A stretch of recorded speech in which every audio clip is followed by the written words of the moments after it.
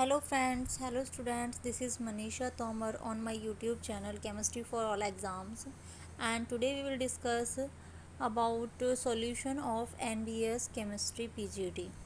PGT Chemistry का NBS यानी कि नवोदय विद्यालय का जो पेपर होता है उसका सॉल्यूशन हम कर रहे हैं। ये क्वेश्चन सिर्फ नवोदय विद्यालय के नहीं है, ये सभी पीजीटी एग्ज़ाम्स के लिए इम्पोर्टेंट होता है क्योंकि वही क्वेश्चंस घुमा फिरा के कहीं ना कहीं आते रहते हैं। तो यहाँ पे मैं जो पेपर सॉल्व कर रही हूँ वो एनवीएस केमिस्ट्री का पेपर है, जिसमें देखिए जो एनवीएस का जिन बच्चों ने दिए होंगे उनको पता होगा कि 120 क्वेश्चंस इसमें आते हैं, जिसमें आपकी पैडागोजी होती है, हिंदी होती है, इंग्लिश होती है, रीजनिंग होती है, एप्टीट्यूड होता है और 120 से आगे के क्वेश्चन यानी कि 121 से सब्जेक्टिव क्वेश्चंस आते हैं। तो यहाँ पे जो 121 क्वेश्चन है यहीं से आपका केमिस्ट्री वाला पार्ट स्टार्ट होता है। बेसिक यानी फर्स्ट पेपर जो कि जनरल पेपर होता है, जनरल वो पार्ट मैं यहाँ डिस्कस नहीं कर रही हूँ, यहाँ सिर्फ मैं केमिस्ट्री को डिस्कस कर रही हूँ। तो यहाँ पे 21 क्वेश्चन जो है वो होगा the pair of optical the pair of optical isomers of glucose that differ in their configuration only around C1 atom are called क्या कहलाते हैं। तो इसका आंसर ऑप्शन दे रखे हैं एपीमर्स, एनोमर्स, फिशर प्रोजेक्शन या म्यूटेशन रोटेशंस। तो स्टूडेंट इसका आंसर होगा एनोमर्स। इसका आंसर क्या होगा, एनोमर्स कहलाते हैं।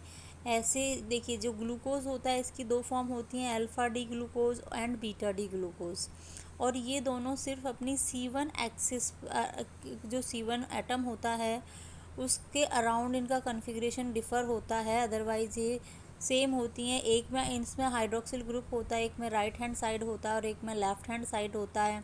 तो ऐसे ऐसे ऑप्टिकल आइसोमर्स जिनमें ग्लूकोज के जिनमें C1 के एटम के अराउंड इनके कॉन्फ़िगरेशन डिस्ट्रीब्यूटेड होते हैं उन्हें हम कहते हैं एनोमर्स। तो इसका राइट आंसर होगा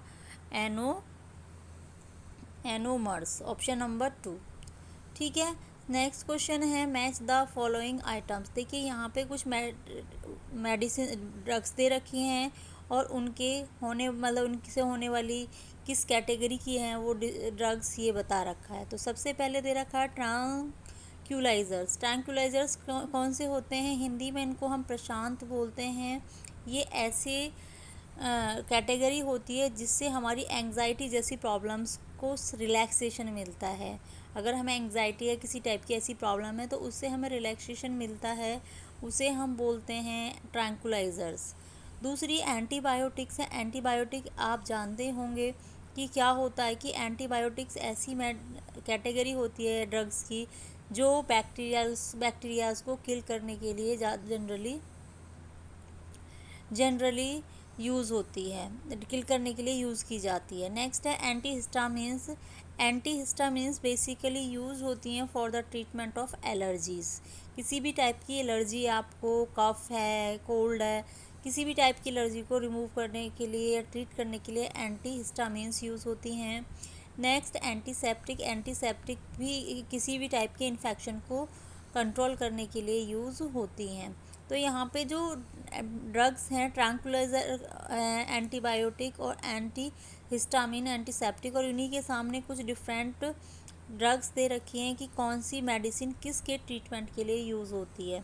तो यहाँ पे सबसे पहले दे रखी है टर्फेनाडीन। टर्फेनाडीन जो होती है ये एक एंटी एलर्जिक मेडिसिन होती है और ये कहलाती है, ये कैटेगरी में जिसमें आती है वो होती है एंटीहिस्टामिन।